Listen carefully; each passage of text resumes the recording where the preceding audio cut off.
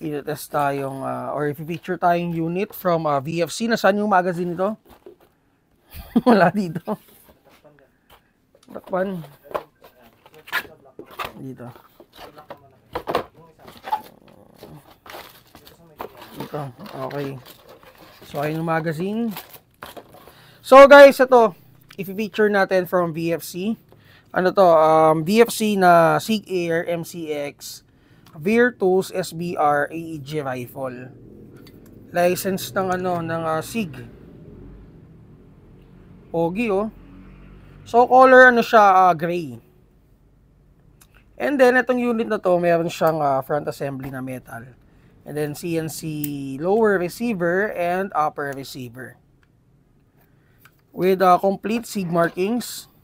And lapit mo onte para makita nila yung detalye ng receiver. Engraved markings yan. So, naka-polymer grip na rin siya. Or polymer grip siya. Metal yung trigger. Metal din yung selector, ambi. Ayan. And then yung magazine release is ambi din. Metal. Working yung bolt release. Ito. Medyo matigas lang to Kanina nga akala ko hindi gumagana eh. And then meron na rin siyang metal charging handle.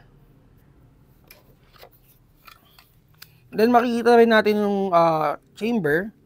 Rotary type chamber.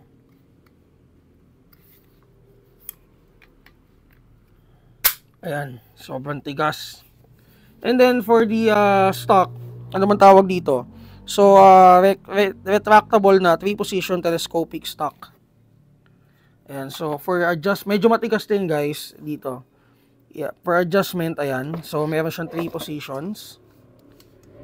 And then eto, tingin ko para to sa swivel. And then may mga QD attachments na rin siya. Ito. QD points, ayan. And then dun sa unahan. So yung flash hider niya talagang color orange. And then yung battery compartment niya guys, again dito ulit tayo magre-rely. Kala ko si ENC lang ganito, pati pala si VFC ganito rin. So, eto, medyo okay naman yung niya. Kung dito ilalagay, medyo ayusin lang yung wirings niya. Kasi matatago pa rin naman eh. Masagawa lang, excuse me, masagawa lang dun sa mga, sa mga medyo maikling, handguard. Kasi kitang-kita talaga yung battery. So, kasama dun sa box, meron siyang kasamang spring. Not sure if for low FPS to or high FPS spring. And then meron siyang kasamang 120 rounds na mid-cap magazine. Polymer. And then, check ko lang kung may nakalimutan tayo. So, for shooting mode naman usually semi-auto and full auto. Okay, so yun lang.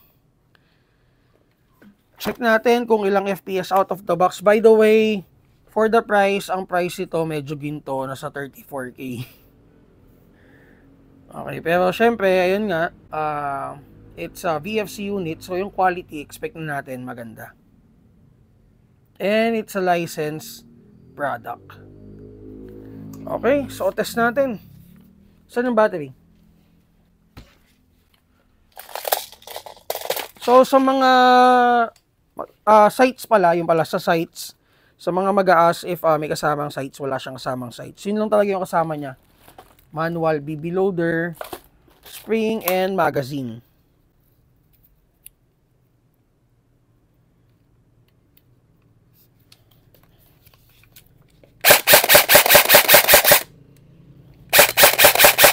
So, not sure if may ETU siya.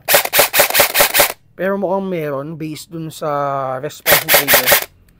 Check na lang natin. So guys, again, SIG Air na MCX. Test natin. Chrono check. So FPS, around sabihin na natin mga 410 to 420 out of the box.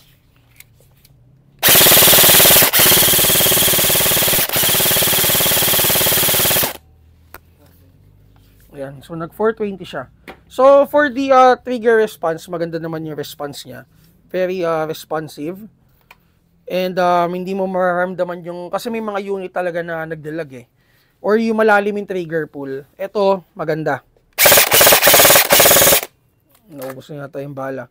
So, wala nang laman.